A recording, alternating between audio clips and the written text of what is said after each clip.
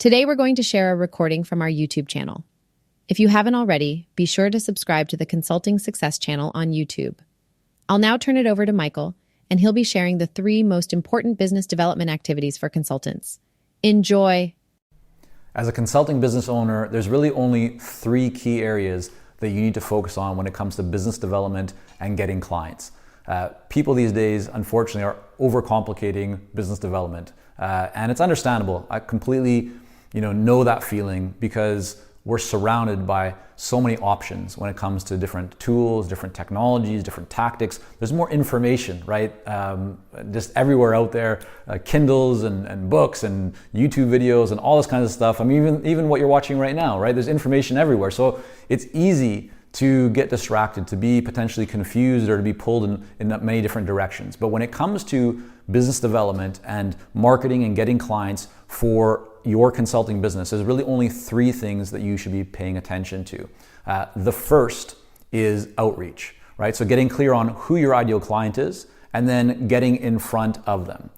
The second is follow-up. Once you've identified who your ideal client is and you reach out to them, well, you're going to need to follow up with them. And that follow-up is not just going to be about getting in front of them, 2, 3, 4, even 5 times. You might need to get in front of somebody 10, 15, 20 times or more over the long term. But that's okay because that's where the real benefits come from. And if you set up the right system, the right structure, the right process, it won't actually take you very much time to do that at all. And then the third is content, right? So it's developing your intellectual property, your thought leadership, creating new, it could be videos, it could be audios like a podcast, could be short form articles or long form content, speaking webinars, whatever. But the idea is that content is also critical for this kind of this pyramid or triangle. Why? Because your content and your intellectual property will demonstrate your authority. It will really position you as an expert.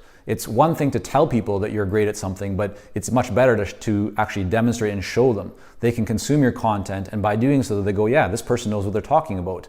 This person understands the situation that I'm in right now. I resonate. I feel this person really knows me, and they're an expert in this area, and therefore, right, they'll turn to you.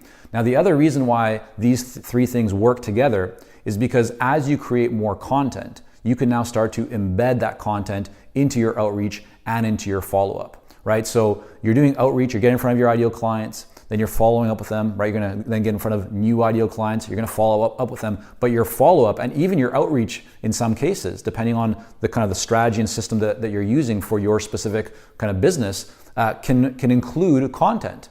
Right? So rather than reaching out to someone right off the bat and saying, hey, my name is Michael, do you want to buy what I have to offer? No one likes that. But if you said, hey, my name is Michael, here's what we do, and we have a case study, a report, a study that we just published, it's on this topic, thought you might find it of interest, that's a great way to start, right, a relationship. Why? Because you're providing value. And there's a law of reciprocity, which says that, if you receive something from somebody, you feel like you want to give back to that person, right? Even if you didn't ask to receive something from that person, just the fact that you receive from them makes you feel like you should give back at some point. Now, that's not the intention, right? You're not giving to somebody just because you're hoping that you get something back right away. If you're being genuine and true, then the focus should just be on providing value. You should understand and know that most people that you reach out to will not become clients of yours right away. And that's okay, right? Because there's more than enough opportunities out there. There's more business than you could ever possibly handle. And so the 3 things that you need to be focused on are outreach, doing follow-up consistently, creating content.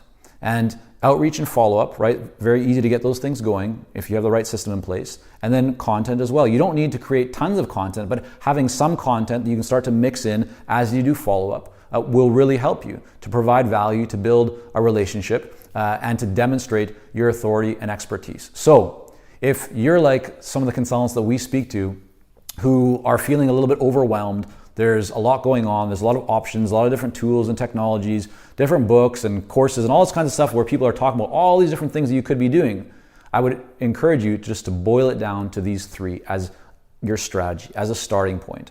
And then as you get these moving, then you can look at what else to add on or what to improve or what to optimize. But your business development, your focus on getting clients doesn't and should not be more complicated, should not include more as a starting point than these 3 things. So outreach, follow-up, and content.